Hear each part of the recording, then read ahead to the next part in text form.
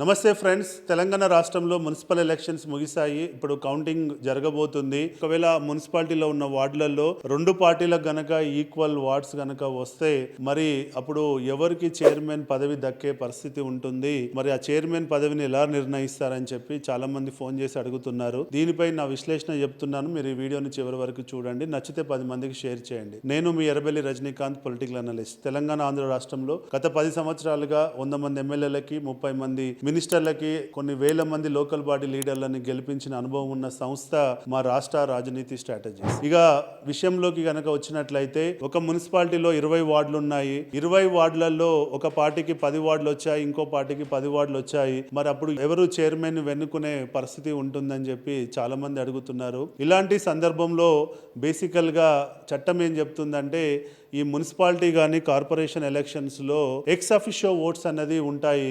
Ex officio oats వల్ల వాళ్ళు ఎవరికి ఓటేస్తే వాళ్ళకి మున్సిపాలిటీ ఇలాంటి సందర్భంలో వాళ్ళు వాళ్ళ ఓటు హక్కును వాడుకునేటువంటి పరిస్థితి ఉంటుంది. సో మీరు అడగవచ్చు, ఎవరు ఎక్స్ అఫిషియో ఓటర్ అని చెప్పి అడగవచ్చు. బేసిక్ గా ఈ తెలంగాణ రాష్ట్రంలో ఉన్నటువంటి 119 ఎమ్మెల్యేలు, 37 మంది ఎమ్మెల్సీలు, మనకున్నటువంటి 17 లోకసభ సీట్లు, 7 రాజ్యసభ సీట్లు, అంటే ఈ 119 ఎమ్మెల్యేస్, ఈ 37 ఎమ్మెల్సీస్, ఈ 17 లోక్సభ మెంబర్స్, ఈ 7 రాజ్యసభ మెంబర్స్ అన్ని కలిపితే ఈ రాష్ట్రంలో 180 ఎక్స్ అఫిషియో ఓట్స్ ఉన్నాయి. ఈ 180 ఎక్స్ అఫిషియో ఓట్స్ వాళ్ళ పార్టీ వాళ్ళు ఎవరికి ఓటేయమంటే వాళ్ళకి అక్కడ ఓటేసే అవకాశం ఉంటుంది. తద్వారా వాళ్ళు ఆ మున్సిపాలిటీని క్లోజ్ ఫైట్ ఉండి, టఫ్ ఫైట్ ఉండి, క్లోజ్ 1-2 నెంబర్స్ తేడాతో నువ్వా నేనా అనే పరిస్థితులు ఉన్న కాడల్లా ఈ ఎక్స్ అఫిషియో ఓట్స్ ఎంతో ప్రభావితం చూపెడతాయన్నది వాస్తవం. సో ఎక్స్ అఫిషియో ఓటర్లు ఎవరికి ఓటేస్తే అక్కడ ఆ మున్సిపాలిటీ ఫామ్ అయ్యే అవకాశం ఉంది. అంటే 20 ఇట్లలో ఫర్ ఎగ్జాంపుల్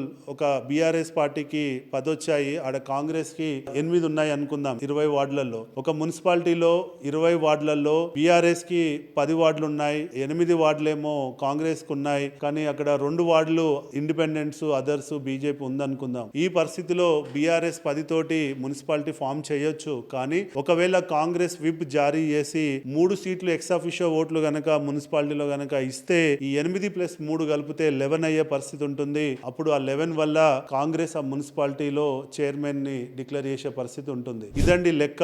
కాబట్టి దీనివల్ల మనము రిజల్ట్స్ వచ్చినాక కూడా ఎక్స్ అఫిషియో ఓట్ల వల్ల కొన్ని మున్సిపాలిటీలు గెలిచిన వాళ్ళు చైర్మన్ ని ఫామ్ చేసే అవకాశం ఉండొచ్చు, ఉండకపోవచ్చు. ఇదండి నా విశ్లేషణ. జై హింద్.